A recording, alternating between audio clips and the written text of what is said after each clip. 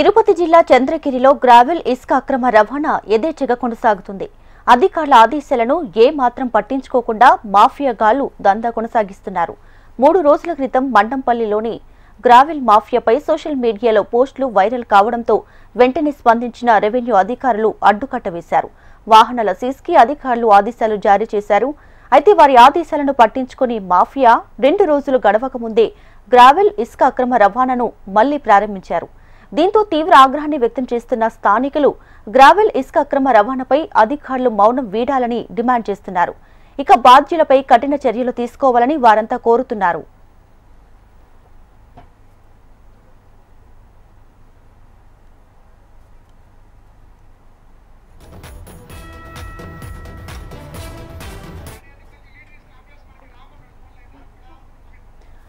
రైట్గా తిరుపతి జిల్లా చంద్రగిరిలో గ్రావెల్ అక్రమ ఇసుక రవాణాకు సంబంధించి పూర్తి డీటెయిల్స్ మా ప్రతినిధి జేజీ రామ్ ఫోన్లో అందిస్తారు. రామ్. తిరుపతి జిల్లా చంద్రగిరిలో మనం చూసుకున్నట్టయితే గ్రావెల్ మాఫియా ఇష్టానుసారం వ్యవహరిస్తుంది. ఒకవైపు పోలీసులు కావచ్చు, మరోవైపు రెవెన్యూ అధికారులు కావచ్చు, ఎవ్వరు ఉన్నా కూడా లెక్క చేయకుండా వారి ఇష్టానుసారం రాత్రి పగులు సంబంధం లేకుండా మట్టిని గ్రావెల్ మట్టి ఏదైతే ఉందో దాన్ని ఎల్లలు దాటించేటువంటి సిచ్యువేషన్ ఉంది. మనం చూసుకున్నట్టయితే 3 రోజుల క్రితం చంద్రగిరి మండలంలో ఉన్నటువంటి మండపంపల్లిలో ఈ యొక్క గ్రావెల్ మాఫియా చాలా దురుసుగా ప్రవర్తిస్తుంది. ఎక్కువగా కూడా ఈ యొక్క గ్రావెల్ ని తీసుకెళ్లిపోతుందంటూ కూడా సోషల్ మీడియాలో పెద్ద ఎత్తున వైరల్ అయినటువంటి సందర్భం అయితే ఉంది. అంటే దీనికి పూర్తిగా కూడా అడ్డుకట్ట వేయడానికి రెవెన్యూ అధికారులు కావచ్చు, అటు తర్వాత పోలీసులు కావచ్చు పెద్ద ఎత్తున ప్రయత్నాలు జరుగుతూనే ఉన్నాయి. అప్పటికీ కూడా వాళ్ళ యొక్క కన్ను గప్పి ఈ యొక్క మాఫియా ఏదైతే ఉందో చెలరేగుతుందని చెప్పవచ్చు.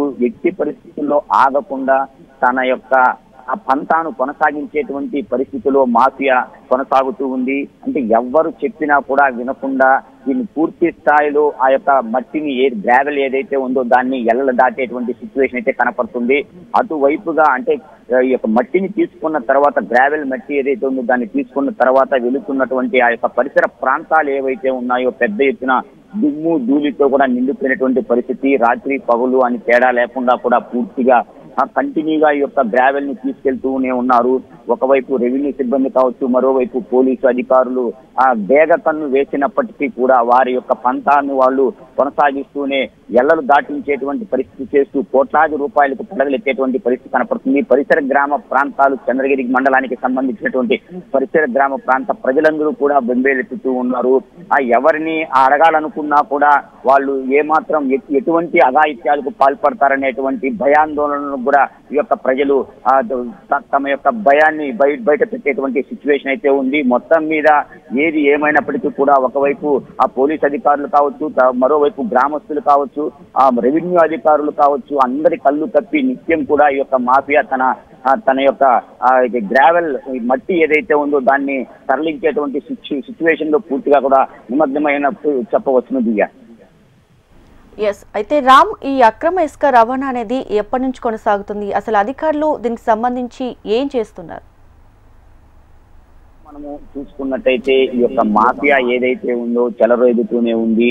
ఎట్టి పరిస్థితుల్లో దాన్ని పూర్తిగా కూడా అదుపుతల చేయాలనేటువంటిది కూడా అక్కడ ఉన్నటువంటి ఆ అధికారులు, ప్రభుత్వ అధికారులు ఎవరైతే ఉన్నారో పూర్తిగా కూడా చర్యలు తీసుకుంటూనే ఉన్నారు. కానీ నిత్యం కూడా వారి యొక్క కళ్ళు కప్పి అక్కడి నుంచి మాఫియా తన యొక్క మట్టిని తీసుకెళ్తూ కూడా పక్కన రాష్ట్రాలైనటువంటి తమిళనాడు, అదే విధంగా కర్ణాటక రాష్ట్రాలు కూడా తరలించేటువంటి సిచ్యువేషన్ ఉంది. దీనికి సంబంధించి అటువైపుగా వెళ్తున్నటువంటి వాహనాలు ఏవైతే ఉన్నాయో వాటన్నిటిని కూడా పూర్తిగా సీజ్ చేసినటువంటి సిచ్యువేషన్ అయితే ఉంది.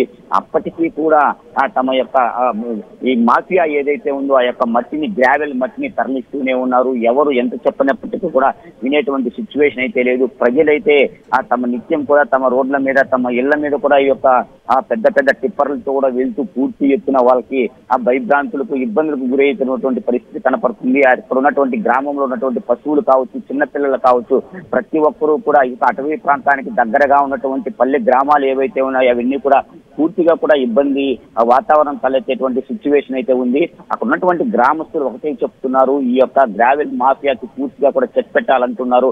ఒకవైపు ప్రభుత్వ అధికారులు కావచ్చు, అదేవిధంగా పోలీసులను కూడా కోరుతూ ఉన్నారు. మాఫియాను పూర్తిగా కూడా కంట్రోల్ చేస్తే మాకున్నట్టు చుట్టుపక్కల ఉన్నటువంటి అటవీ ప్రాంతంలో ఉన్నటువంటి మట్టిని పూర్తిగా కూడా కంట్రోల్ చేయవచ్చు అనేటువంటిది కూడా తమ ఈ యొక్క పల్లె ప్రాంతాలకు సంబంధించినటువంటి ప్రజలందరూ కూడా చెప్పుకున్నటువంటి ఆ సిచ్యువేషన్ అయితే కనపడుతుంది. Right Ramu, thanks for the updates.